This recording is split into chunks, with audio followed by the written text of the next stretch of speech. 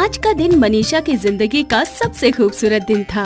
उसके गृह प्रवेश की रस्म चल रही थी और उसके ससुराल वाले सभी उसके स्वागत के लिए खड़े हुए थे।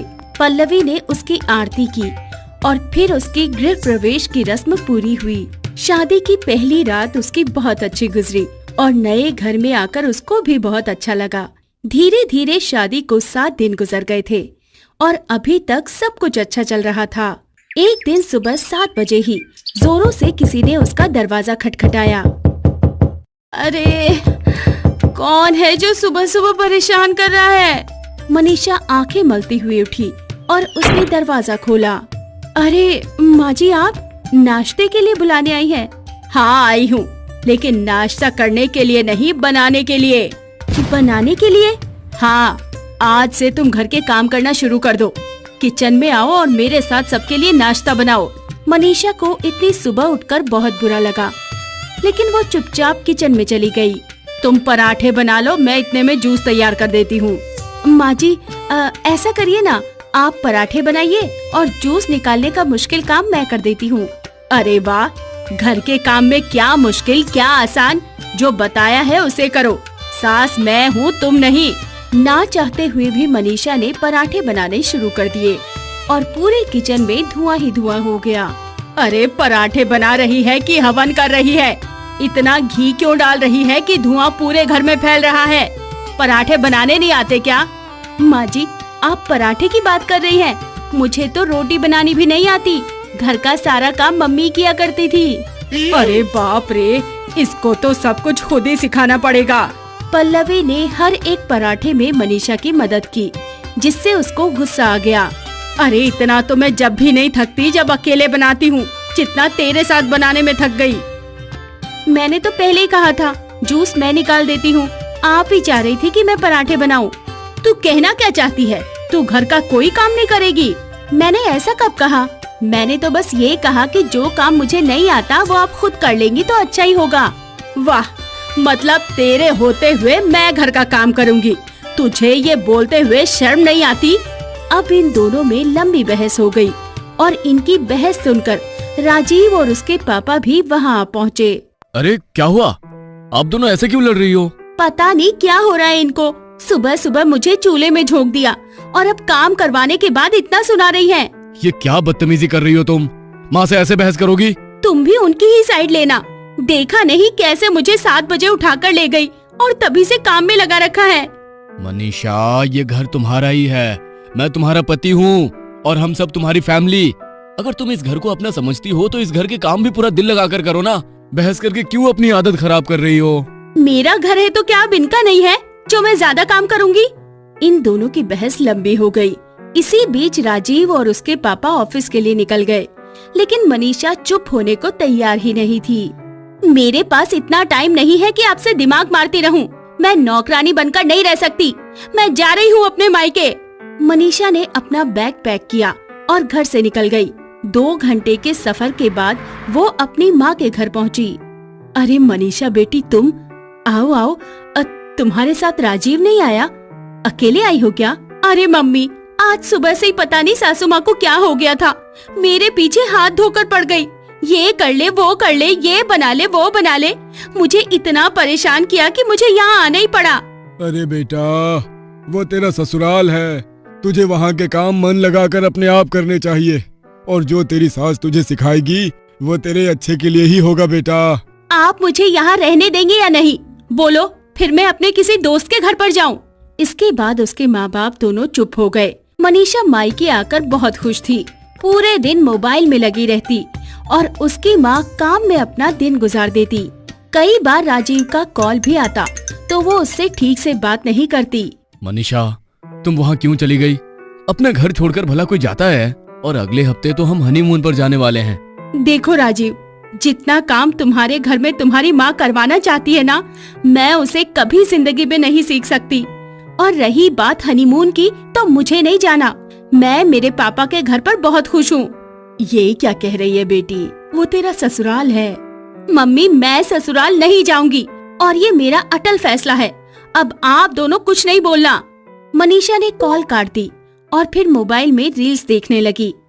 इसी तरह कई दिन गुजर गए।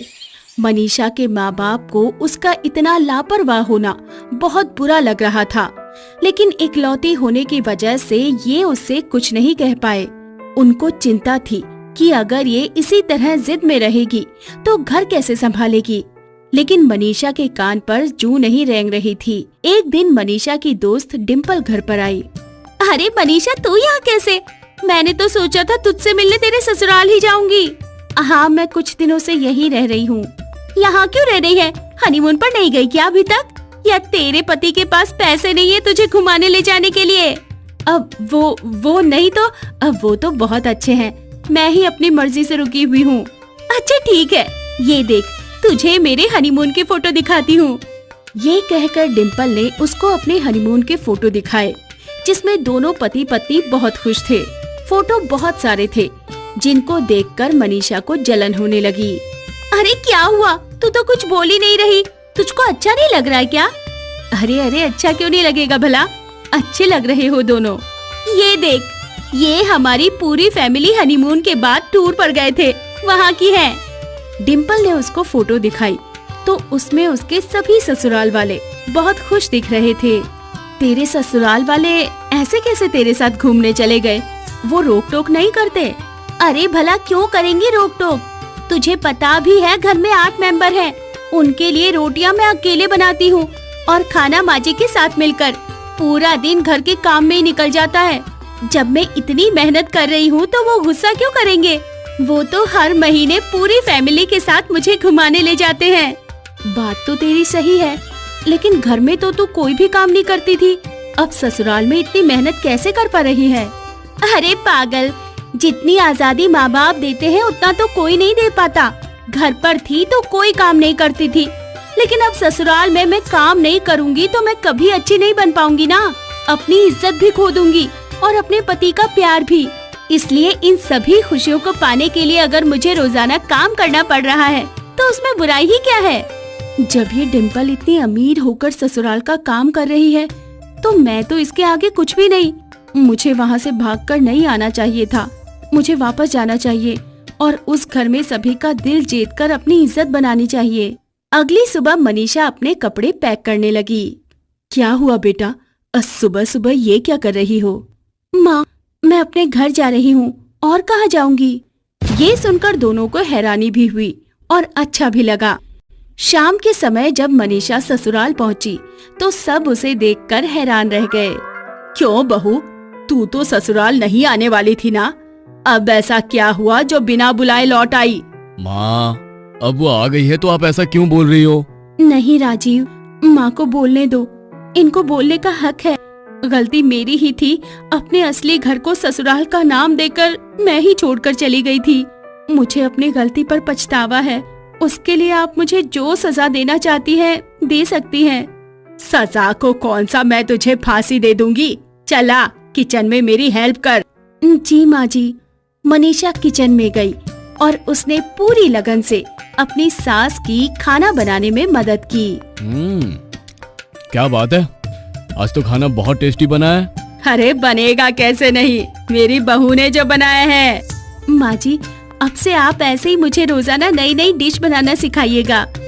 मैं अपने घर की जिम्मेदारी पूरी लगन के साथ निभाऊंगी और अब मायके नहीं जाऊंगी। ये सुनकर सभी खिलखिलाकर हंस पड़े। दीपा के माँ बाप की मौत के बाद वो अनाथ हो गई थी, लेकिन भला हो उसके चाचा राकेश का, जो उसको अब अपने घर ले आए थे। दीपा बेटी, आज से मैं तुम्हारे पिता की जगह हूँ। मानवी तुम्हारी माँ है और सृष्टि तुम्हारी बहन। इस घर को आज से अपना घर समझना और अपनी चाची का काम में हाथ बटाना। शुक्रिया चाचा जी, मैं मेरी मेहनत में कोई कसर नहीं आने दूंगी। आओ, तुमको तुम्हारा कमरा दिखा दूं। दीपा को उसके चाचा ने एक कमरा दे दिया और वो उसमें रहने लगी। उसके चाचा उसे सहारा देकर बहुत खुश थे, लेकिन मानवी और सृष्टि का मुंह बन गया था। रात के 2 बजे सभी अपने अपने कमरों में सो रहे थे, तभी जोरों की बारिश शुरू हो गई। अरे, ये बारिश को भी अभी आना था। छत पर कपड़े सूख रहे हैं। मानवी अपने कमरे से निकली तो उसे एक ख्याल आया, भला मैं क्यों कपड़े उतारने जाऊं? अब तो वो दीपा इस घर में आ गई है ना, उसी को भेजती हूँ। ये सोचकर वो दीपा के कमरे में गई। ओ महारानी, दिख नहीं रहा बारिश आ रही है, चल जल्दी से छत पर जा और कपड़े उतार ला। जी चाची जी, अभी लाती हूँ। दीपा छत पर गई और कपड़ों को उतार कर ले आई। कपड़े बहुत सारे थे जिसके कारण वो भीग गई थी। अच्छी। वो कपड़ों को लिए नीचे आई तो मानवी और सृष्टि खड़ी हुई उसको खा जाने वाली निगाहों से देख रही थी। सुस्त लड़की, थोड़ा जल्दी उतार लाती तो कपड़े भीगने से बच जाते ना। चल अब इनको बाथरूम में रख दे, और हाँ, बारिश बंद होते ही दोबारा छत पर डालने चली जाना। गधे बेचकर सोती मत रहना। ये कहकर वो दोनों वहाँ से अपने अपने कमरों में चली गई। दीपा भी बेचारी अपने कमरे में आ गई। अगले दिन से ही सृष्टि और मानवी ने उसकी जिंदगी जहन्नुम बना दी। घर का सारा काम उसी से करवाती और पूरे दिन उसके सर पर काय भी करती रहती। लेकिन बेचारी दीपा चुपचाप काम में लगी रहती और अपने कमरे में जाकर रात भर खूब रोया करती। एक दिन मानवी ने दीपा से कहा, अरे ओ दीपा, घर की अच्छे से सफाई कर ले और नाश्ता बनाने में लग जा। मेरी सृष्टि को देखने रिश्ते वाले आ रहे हैं। जी चाची जी। ठीक है माँ, मैं भी तैयार हो जाती हूँ। ये कहकर सृष्टि अपने कमरे में चली गई। दोपहर को सृष्टि को देखने लड़के वाले आ गए। अरे सृष्टि बेटा, बाहर तो आओ, सब तुम्हारा इंतजार कर रहे हैं। सृष्टि मॉडर्न ड्रेस में अपने हाथों में पानी की थाली लिए हुए बाहर आई। देखिए हमारी सृष्टि कितनी प्यारी है। रितेश और इसकी जोड़ी बहुत अच्छी लगेगी। ये सभी आपस में बातें करने लगे। तभी दीपा भी हाथ में नाश्ते की थाली लिए वहाँ पर आ गई। उसने सभी के सामने नाश्ता रखा और वहीं खड़ी हो गई। अरे ये लड़की कौन है? ये मेरी भांजी है। बेचारी अनाथ है तो हमने इसको अपने ही घर में पनाह दे रखी है। चल दीपा, सबको नाश्ता करवा। दीपा ने पकोड़ों की प्लेट रितेश की तरफ बढ़ा दी तो रितेश ने भी एक पकोड़ा उठा लिया। ये पकोड़े तुमने बनाए हैं? जी, क्या हुआ, अच्छे नहीं लगे? अरे नहीं, बहुत अच्छे हैं। रितेश की नजर बस दीपा पर अटक कर रह गई थी, जिससे ये दोनों माँ बेटी जल उठी। सभी ने आपस में थोड़ी बातें की और फिर लड़के की माँ बोली, अच्छा बहन जी, हम चलते हैं। रात तक हम आपको हमारा जवाब दे देंगे। जी नमस्ते। उसके जाने के बाद सृष्टि और मानवी दोनों ही दीपा पर खूब भड़की। रात के समय मानवी के पास लड़के की माँ का कॉल आया। नमस्ते समधन जी, कैसी हैं आप? ठीक हो समधन जी, आप कैसी हो? जी मैं भी अच्छी हूँ। बताइए आपको हमारी बेटी कैसी लगी? रिश्ता पक्का समझो। जी वो हमारे रितेश को आपकी भांजी दीपा बहुत पसंद है। ये सुनकर मानवी आग बबूला हो गई। उसने कॉल काटी और सृष्टि को ये बात बताई। फिर दोनों माँ बेटी दीपा के साथ मारपीट करने लगी। उस बेवकूफ को न जाने तुझ जैसी बहन जी में क्या नजर आया जो तुझको पसंद कर बैठा। तू तो मेरे लिए है ही मनहूस। मेरी उसमें क्या गलती है? मैं तो बस नाश्ता लगाने गई थी, जो आपने ही बोला था। चुप कर। मैं नहीं देख सकती कि इसके पापा तेरी शादी पर पैसे खर्च करे। चल, अब इस घर में तेरे लिए कोई जगह नहीं। अगर वापस आई तो तेरे चाचा से कह दूंगी कि तू सृष्टि के होने वाले पति पर डोरे डाल रही थी, समझी? अब दफा हो जा यहाँ से। मानवी ने दीपा को धक्के मारकर घर से बाहर निकाल दिया। बाहर बारिश हो रही थी और दीपा की आंखों से आंसू बह रहे थे। अब मैं कहाँ जाऊंगी? हे भगवान, अब मेरा क्या होगा? वो रोती रोती बाजार की तरफ चली गई। उसने देखा कि एक बूढ़ी औरत जिसकी आंखों में आंसू हैं, पकोड़े के ठेले पर खड़ी है। उसके पास कई ग्राहक खड़े हैं, लेकिन उससे काम ठीक से नहीं हो रहा। ये लीजिए भाई साहब पकोड़े। एक तो इतनी देर में पकोड़े दिए, ऊपर से इतने बुरे स्वाद के। जाओ, मैं नहीं खाता इनको। वो आदमी पकोड़ों को फेंक कर चला गया और उस बूढ़ी की आंखों से आंसू बह निकले। माँ जी, आप ऐसे रो क्यों रही हैं? क्या बताऊं बेटा, ये ठेला मेरे पति बड़े अच्छे से चलाया करते थे, लेकिन कुछ दिन पहले ही उनकी एक गाड़ी से टक्कर खाकर मौत हो गई। आज से मैंने इस ठेले को चलाने की सोची तो मेरे पकोड़े किसी को पसंद नहीं आ रहे। असल में मुझे पकोड़े ठीक से बनाने आते ही नहीं। अब तो लगता है भीख मांगकर ही अपना गुजारा करना पड़ेगा। नहीं माँ जी, ऐसा मत कहिए। मुझे पकोड़े बनाने बहुत अच्छे आते हैं। मैं कोशिश करती हूँ। अब दीपा ने पकोड़े तलने शुरू किए। आज मौसम सुहाना था और खूब बारिश हो रही थी, इसलिए कई ग्राहक उसके पास आए। दीपा ने उनको पकोड़े बनाकर दिए। अरे वाह, इस लड़की के हाथों में तो वही स्वाद है जो रामू के हाथ के पकौड़ों में होता था। कहीं तुम उसकी बेटी तो नहीं हो? इस पर दीपा ने मुस्कुराते हुए कहा, जी हाँ, मैं उनकी बेटी हूँ। अब एक के बाद एक कई ग्राहक उसके ठेले पर आए और जिसने भी पकोड़े खाए उनके मुंह से खूब तारीफ निकली। शाम होने तक दीपा ने काफी अच्छी कमाई कर ली। अब दीपा ने बूढ़ी को फुर्सत में सब कुछ बताया। बेटी, अब तुमने मुझे माँ और मेरे मरे हुए पति को पिता कह ही दिया है, तो अब मैं तुमको मेरे साथ मेरे घर पर ही रखूंगी। अब तुम अनाथ नहीं हो। दीपा अब उस औरत के साथ उसके घर पर चली गई और आराम से रहने लगी।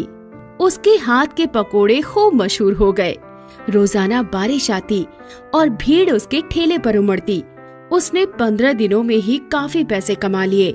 इसी तरह एक दिन दीपा अपने ठेले पर पकोड़े बेच रही थी तो एक लड़का उसके सामने आया जिसके चेहरे पर रुमाल बंधा था। जरा मुझे आलू और प्याज के पकौड़े दे दीजिए। जी, अभी देती हूँ। हाँ, वैसा ही बनाना जैसे उस दिन बनाए थे जब मैंने आपको अपनी बीवी बनाने के लिए पसंद कर लिया था। ये सुनकर दीपा हैरान रह गई। उस लड़के ने अपने चेहरे से कपड़ा हटाया तो वो रितेश ही था। अरे आप? हाँ, मैं। अब जरा बताओगी कि मैं तुमको शादी के लिए पसंद हूँ कि नहीं? ये आप क्या कह रहे हैं? आपका रिश्ता मेरी बहन के लिए आया था, आप उसी से शादी कीजिए। मैं आपके काबिल नहीं हूँ। नहीं, तुम मुझे पसंद हो और मैं तुम्ही से शादी करूँगा।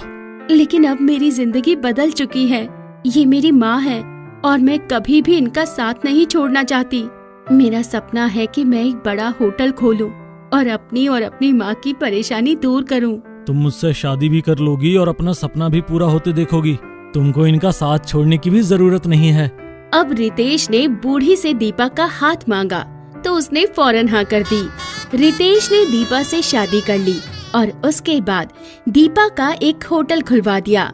होटल अच्छा चलने लगा। दीपा रितेश के साथ बहुत खुश थी और बूढ़ी माँ की जिंदगी भी अब सुधर गई थी।